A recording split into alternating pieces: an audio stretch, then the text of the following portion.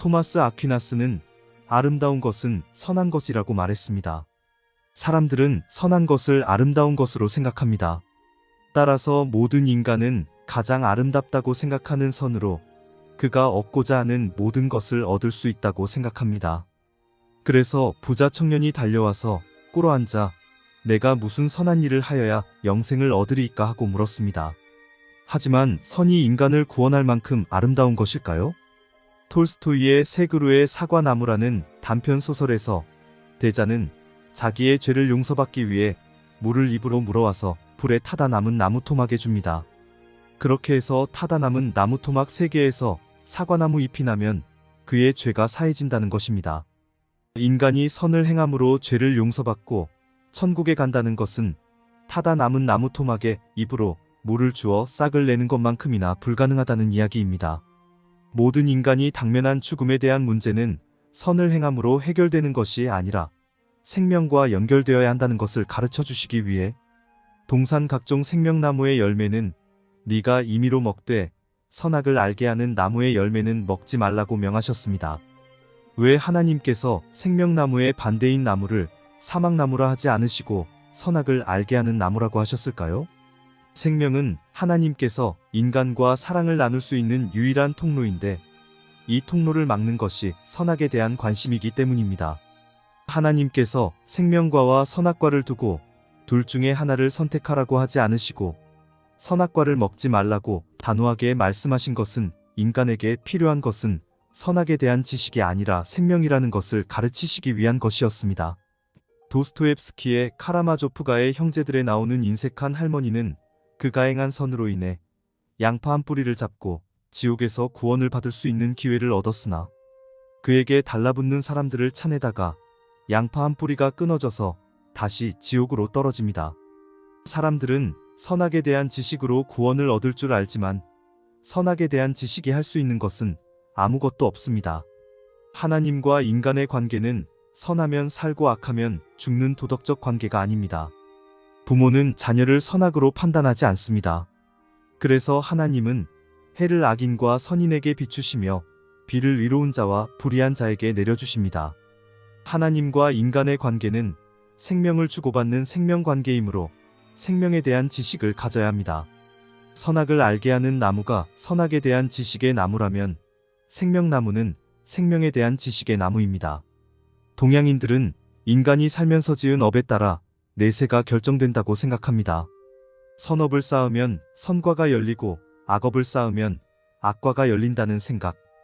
그가 지은 업에 따라 선과와 악과가 열린다는 생각은 실로 선악을 알게 하는 지식의 나무를 한 입 베어 먹은 후에 갖게 된 지식입니다. 그가 지은 업에 따라 선과 악이 결정된다고 생각한 동양인들은 물질 문명을 즐기려다 자연의 거센 분노 앞에 두려워 떨고 있는 서양인들에게 윤리와 도덕의 가면을 쓰고 손짓합니다. 서양인들은 동양의 사상이 물질 문명에 시달리고 있는 현대인들에게 보내는 위로의 메시지인 양 찬사를 보내고 윤리와 도덕이 물질 문명의 재난에서 건져줄 구세주인 양 갈채를 보냅니다. 진정한 자유는 죽음에서의 자유입니다. 일단 죽지 않는다는 보장 하에서만 윤리도덕도 의미가 있는 것입니다. 죽음 앞에선 큰 성공도 보잘것없지만 영원한 생명을 얻은 자 앞에선 티끌 같은 업적도 무한한 가치를 지닙니다. 서양인들은 이 생명 문제를 과학으로 해결하려 하고 동양인들은 윤리도덕으로 해결하려고 하지만 과연 생명 문제가 인간의 지식이나 윤리도덕으로 해결될까요?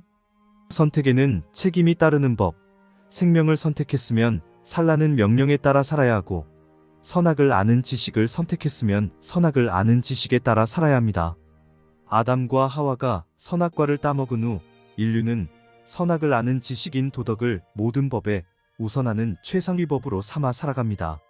사람들은 도덕적이냐 아니냐로 인간을 판단합니다. 선악과 사건 이후 눈이 밝아진 인간은 좋은 것과 나쁜 것을 가리는 데는 탁월하지만 정작 필요한 생명은 구하지 않습니다. 생명을 구하더라도 무슨 선한 일을 하여야 영생을 얻으리이까 하며 생명을 인간의 선행에 종속시킵니다.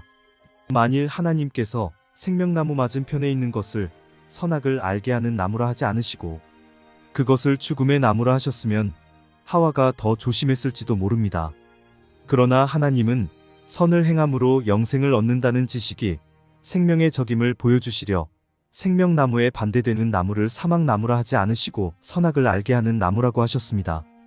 도덕이란 사회의 구성원들의 양심, 사회적 여론과 관습에 따른 인간 상호 간에 지켜야 할 내면적 원리로서 사회는 이 원리에 맞으면 선하다 하고 맞지 않으면 악하다고 합니다. 선악과 사건 이후 선은 인간 세상에서 최고로 대접받는 절대 가치입니다.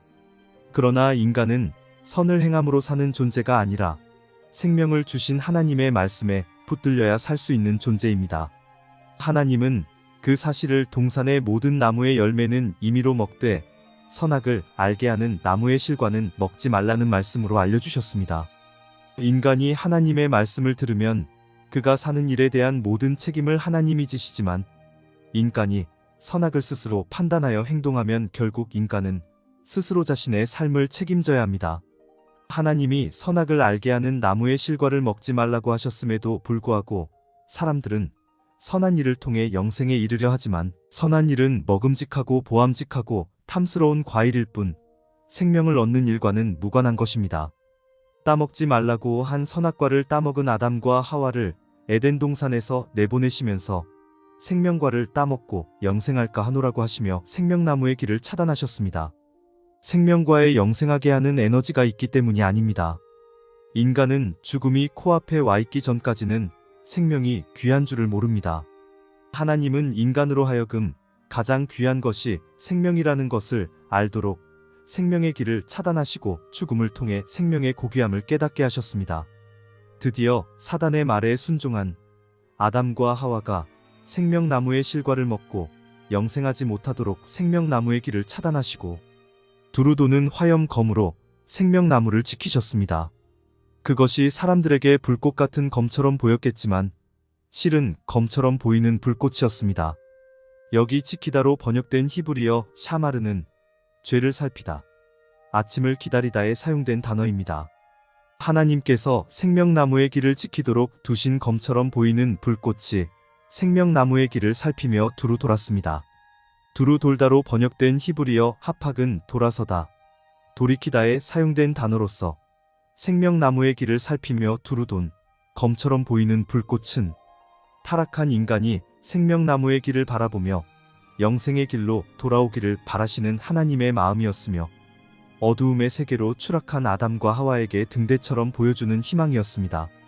과연 어떤 방법으로 이 희망이 실현될까요? 이 희망을 실현시키시기 위해 인간의 역사에서 일하시는 하나님의 활약을 들여다보는 일은 흥미로운 일입니다.